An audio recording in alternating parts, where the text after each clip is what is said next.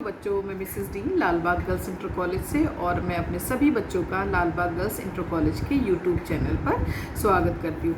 Class 10 के बच्चों का मैं आज हार्दिक स्वागत कर रही हूँ फिर से एक बार। और कल जैसा कि बच्चों हमने मैथ्स में दो चर राशि वाले रैखिक समीकरण युग्म के बारे में समझा और उसका ग्राफीय निरूपण भी करना सीखा। आज हम उसी से संबंधित और उसी से अगले और क्वेश्चंस लेते हुए चलेंगे, जिसमें हम लोग ये भी सीखेंगे कि किस तरीके से उन दोनों रैखिक समीकरणों का जब हल करेंगे तो उन दोनों समीकरणों से हमारा वो किस तरीके का ग्राफ बनेगा या वो रेखाएं हमारी किस तरीके को रिप्रेजेंट करेंगी।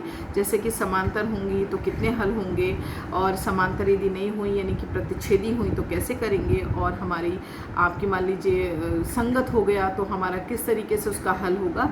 तो यही सारी बातों की आज हम लोग परिचर्चा करेंगे, यानी उसी लेसन को हम कंटिन्यूशन में रखेंगे। तो चलिए बच्चों,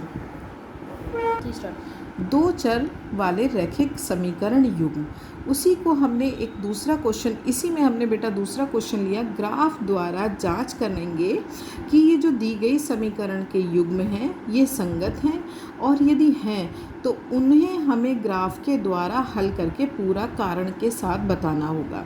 तो कल भी इसी तरीके का प्रश्न किया था, पर उसमें ये बात नहीं आई थी कि संगत हैं या नहीं हैं। तो हम देखते हैं इस तरीके के क्वेश्चंस जब आएंगे तो कैसे करेंगे। बच्चों यहाँ पे जैसे दिख रहा होगा कि मैंने पूरा सोल्यूशन करके रख रखा है, इसलिए कि इसमें ज़्यादा टाइम नहीं लगाएंगे। सभी बच्चे जानते हैं कि कल हमने बड़े अच्छे से बताया था कि किस तरीके से दोनों समीकरणों को, मतलब एक एक समीकरण ले करके हम किस तरीके से x का मान रखते जाएंगे और y का मान निकालते जाएंगे।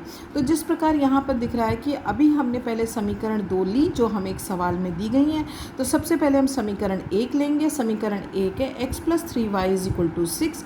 अब इसमें हम एक, जैसे कल भी बताया गया था कि एक सारणी यानी टेबल हम बना लेंगे। उस टेबल में क्या करेंगे, x का मान रखते जाएंगे तो y का मान निकालते जाएंगे। तो जैसा कि कल भी बताया गया कि बच्चों एक हमारे स्टार्टिंग क्या करेंगे, 0 से करेंगे। 0 रखेंगे, 1 रखेंगे, 2 रखेंगे, बट सिचुएशन के अकॉर्डिंग हम ज़रूर नहीं कि अब रखे ही जा रहे हैं 2 और करे ही जा रहे हैं, नहीं। आप यहाँ पर समीकरण को ध्यान से देखना कि यदि y के साथ ही 3 नंबर है और = इधर 6 है, तो x के वो मान रखेंगे जो 3 से डिविजिबल हों। तो 6 आए या 12 आए या 18 आए, कुछ इस तरीके से। तो हमने सबसे पहले x का मान 0 रखा। 0 रखने पर देखिए किस तरीके से हमने हल किया। 0 + 3y = 6, 3y = 6, क्योंकि 0 को हम इधर ट्रांसफ़र करेंगे तो 6 ही आएगा। y का मान निकाल लेंगे तो 3 को जब डिवाइड करेंगे तो 2 आ जाएगा। इस तरीके से हमने देखा कि 0 का मान x रखेंगे तो y का मान 2 निकलेगा। इसी प्रकार x का मान 3 रखते हैं तो y का मान 1 निकलेगा, और x का मान जब 6 रखेंगे तो y का मान 0 निकलेगा। देखना, ध्यान रखना। 6 + 3y = 6, 3y = 6 - 6, 6 में से 6 गया बेटा 0 बचता है। और जब हम किसी भी नंबर को 0 से, यहाँ 0 को किसी भी नंबर से डिवाइड करेंगे तो वो 0 ही आएगा। इस तरीके से हमने मैक्सिमम आपके 3 मार्क्स निकाल लिए। वैसे 2 या 2 से अधिकतम मान निकालने पर एक ग्राफ का उचित निरूपण हो सकता है। यहाँ पर अब हमने समीकरण 2 ली। इसी प्रकार हम एक एक मान रखते जाएंगे, सारणी बना लेंगे। x का मान 0 रखेंगे तो तुम देखो ध्यान से बच्चों, 2x है तो 2 × 0 - 3y = 12।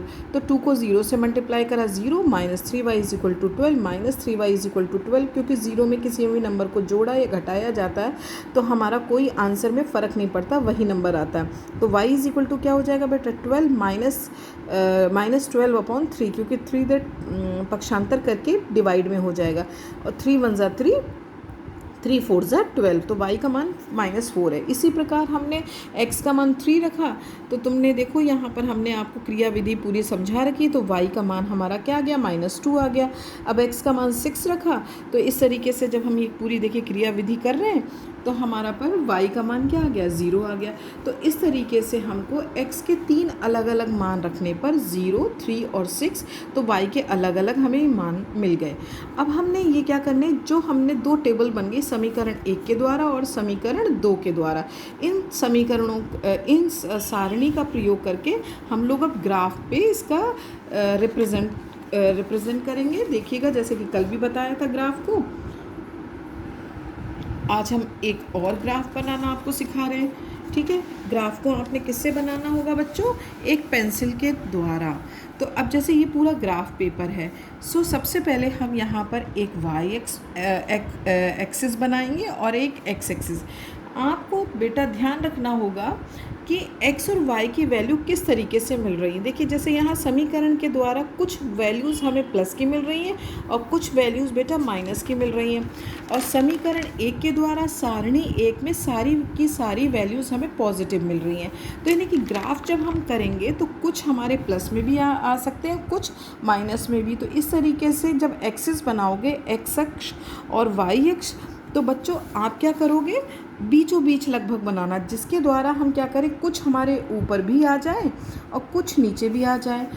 अब बच्चे देख रहे होंगे कि मैंने तो पेन का प्रयोग करा है, बट आप लोग पेन का यूज़ नहीं करोगे। हम यहाँ पर चूँकि आपको रिप्रेजेंटेबल हो यानी पूरी तरीके से शो कर पाएँ, इसलिए मैंने पेन का यूज़ करा। आप सभी बच्चे यहाँ पर पेंसिल का यूज़ करेंगे। ये एक्स एक्सिस है और ये आपकी वर्टिकली जो है वो वाई एक्सिस है, और जहाँ पर दोनों एक्सिस काटती हैं वो आपका ओरिजिन पॉइंट होता है। अब आप देखिए, एक यहाँ से यहाँ तक लेकर एक ये बड़ा खाना होता है जिसके अंदर 10 छोटे खाने होते हैं। अब हमने रिप्रेजेंट कैसे करना है, क्योंकि हमारी वैल्यू 0 से शुरू हुई, 0 आ रही है, मिनिमम 1 भी आ रही, 3 और 6 और 2, तो यानी कि 1 2 3 इस तरीके से ही हम लेके चल सकते हैं, क्योंकि हमारे ग्राफ में बड़े आसानी से आ जाएगा। तो जब ओरिजिन पॉइंट के हम लोग राइट हैंड पे चलेंगे तो ऑल आर द पॉजिटिव, सभी हमारी क्या होती है, पॉजिटिव होती हैं। और राइट हैंड चलेंगे, सॉरी लेफ़्ट हैंड चलेंगे तो वो हमारी सारी वैल्यूज़ हमारी निगेटिव में होती है। ये इस तरीके से हमने रिप्रेजेंट कर दी, जिससे कि ग्राफ बनाने में हमें आसानी हो जाए।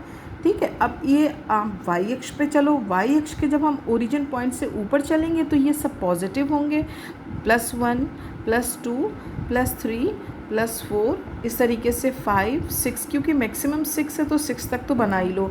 और जब हम नीचे आएंगे तो देखिए 0 से यहाँ तक नीचे का -1 हो जाएगा, -2 -3। जब हम ऐसे बच्चों कार्तीय तलबी जब हम पढ़ाएंगे तो हम आपको ये ग्राफ पर इस तरीके का कोऑर्डिनेट पूरा बताना भी सिखाएंगे एक बार। यहाँ पर फ़िलहाल इतना आप देख लीजिए जो कि आप पहले से भी जानते हो। अब हम समीकरण 1 के द्वारा जितने हल निकले उसको रिप्रेजेंट करेंगे। यहाँ पर आप ध्यान देना, x की वैल्यू जब हमने 0 ली, 0 यानी 0 ही ओरिजिन पॉइंट पे मिलेगा। तब y की वैल्यू क्या मिली, 2। तो 2 हम देखिए y अक्ष पे चलेंगे तो y अक्ष पर 2 कहाँ मिलेगा, ये 1 2 ये, तो ये आपका आ जाएगा 0,2 वाला पॉइंट है ना। मान लीजिए इसका a पॉइंट हमने दे दिया। अब हम x पे 3 चल रहे हैं तो x अक्ष हमारा ये है बच्चों, ये आ गया 3, और y अक्ष कितना है, 1, y अक्ष ये, तो दोनों आपके मिल कहाँ रहे, आप यदि इसकी सीध में जाओ तो ये और ये, यानी ये वाला पॉइंट। ठीक है, ये हमने बी पॉइंट दे दिया।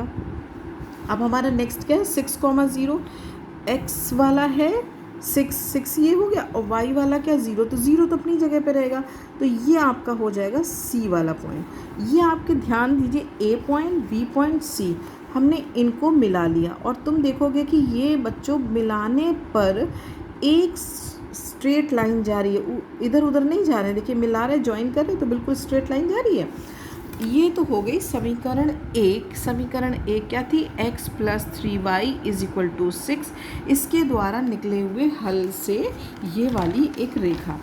अब हमने आना है ये वाली समीकरण 2 से हमें ये जो प्राप्त वैल्यूज़ है वो देख लीजिएगा। अब आप देख रहे हो समीकरण 2 ये है, इसके हमें वैल्यूज़ ये मिले, x पर हमारा है 0 यहीं रहेगा, y पर है बेटा -4, y अक्ष ये रही तो -4 यहाँ पर आए, ये वाला पॉइंट हो गया। ए बी सी वहाँ पे ले चुके थे, इसको डी पॉइंट दे दिया, दिस इज़ द डी। देखिए ध्यान से दीजिएगा। फिर है x पर हम चले 3 और y पे चले -2, 3 ये रहा और -2 ये रहा, तो अब इसी की सीध में आप मिलाओगे तो ये हो जाएगा 3 -2, ये आपका हो जाएगा ई पॉइंट। अब है 6,0, तो x अक्ष हमारा 6 ये रहा और y ये 0, तो ये तो यही रहा, तो यानी जो f पॉइंट है वो c पर ओवरलैप कर रहा है। तो आपके ये 3 पॉइंट्स फिर मिल गए, d e और c पर ही f बन गया, d e और ये आगे तक बढ़ा दिया लाइन है। तो आपने क्या देखा, ये वाली जो हमारी लाइन थी यानी रेखा थी वो 2x - 3y = 12, यानी समीकरण 2 के द्वारा मिली। अब देखिएगा बहुत ही इंटरेस्टिंग आंसर आपका मिलने वाला कि इतने आसानी से आपने ग्राफ बना दिया, जो कि प्रश्न में पूछा गया कि दिए गए समीकरण से हमें बताना है कि ये संगत हैं, और यदि ऐसा है तो उन्हें ग्राफ के द्वारा हल करो। ग्राफ से ही हमें पता चला कि जब ग्राफ में क्या होता है बच्चों, दोनों लाइनें हमारी दोनों समीकरणों के द्वारा जो रेखाएं होती हैं वो एक दूसरे को जब प्रतिच्छेद करती हैं, तो प्रतिच्छेद का मतलब होता है कि हमको एक यूनिक यानी अद्वितीय हल मिलेगा, और इस अद्वितीय हल के मिलने से ही हम कह सकते हैं कि रैखिक समीकरण का हल एक क्या होगा, संगत होगा। तो क्यों? क्योंकि ये दोनों मिले आपके क्रॉस करके। तो ये पॉइंट किस पे था, 6,0, जिसकी वजह से ये पॉइंट हमें कॉमन मिला, दोनों लाइन में ये कॉमन मिल गया, बाकी तो ये इधर चले गए। तो एक अद्वितीय हुआ, कहने का मतलब है जब रेखाएं प्रतिच्छेद करेंगी ग्राफ पेपर पर, तो हम कहने का मतलब है उन समीकरणों के द्वारा केवल हमें एक हल मिलेगा जो कि अद्वितीय होगा, और जिसके कारण हम कह सकते हैं कि रैखिक समीकरण युग्म का जो हल है वो कैसा होगा, संगत होगा। तो हमें इसका जवाब इस तरीके से लिखना होगा। हम आपको व्हाट्सएप पे भी बता देंगे कोई भी प्रॉब्लम इसमें होगी। तो इस तरीके से हमने ग्राफ के द्वारा ये प्रश्न इतने खूबसूरत से तरीके से कर लिया। अब बच्चों कई चीज़ें आपके सामने आएंगी कि मैम ने अभी इतनी आसानी से तो बता दिया कि तिर्यक रेखाएं हैं तो ये संगत होता है, ये ऐसा होता है। तो बच्चों यहाँ पर मैंने आपके सामने एक इस तरीके का लेकर आए हैं, इसको ध्यान से समझ लेना। जैसे हमने मान लीजिए कोई भी दो समीकरण मिली हमको, ठीक है। अब हमने समीकरण 1 और 2 की तुलना किससे करेंगे, हमेशा a1x b1y + c1 से, और दूसरी समीकरण की तुलना करेंगे a2x + b2y + c2 = 0 से। जब करेंगे तो यहाँ पर a1 b1 और c1, a2 b2 और c2 की देखो वैल्यूज़ मिल जाएंगी। a1 की जगह यहाँ क्या है 1, b1 की जगह क्या है -2, c1 की जगह कुछ नहीं है तो इट मीन्स 0 हो जाएगा, ठीक। अब समीकरण 2 को देखो, a1 की जगह क्या है 3, b1 की जगह क्या है 4, c1 की जगह क्या है -20, लिख लिया। अब हमने हर बार में क्या करना होगा, a1/a2, b1/b2 और c1/c2 निकालना होगा। तो यदि पहली कंडीशन के अकॉर्डिंग यदि कुछ इस तरीके से तुम्हें हल मिले तो रेखाएं हमारी प्रतिच्छेदी होंगी, केवल एक हल होगा और समीकरण का युग्म हमेशा संगत होगा। दूसरी कंडीशन मिली यानी दोनों को अपॉन करके देखा, a1/a2, b1/b2, c1/c2, तीनों मतलब ये मान जो होंगे इस तरह अपॉन करके देखा, और तीनों के तीनों आपस में एक दूसरे के बराबर हुए। तो ऐसे में रेखाएं संपाती होंगी, यानी एक रेखा बनाएंगी, अलग अलग दो नहीं बनाएंगे, एक ही बना देंगे। तो इस कंडीशन में अनेक हल होंगे जिसे हम लोग अपरिमित कहेंगे। और तृतीय कंडीशन यानी थर्ड कंडीशन होगी, उसमें भी हमने फिर से वही a1 a2 b1 b2 और c1 c2 के मान निकालने होंगे।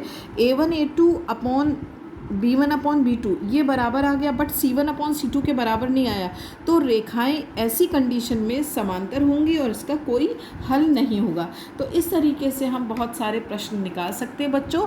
तो मैं उम्मीद करती हूँ कि आपको अच्छे से समझ में आ गया होगा। इसी के साथ मैं ये वाला टॉपिक यहीं पर एंड करती हूँ। अच्छा, ओके बच्चों, बाय बाय, थैंक यू।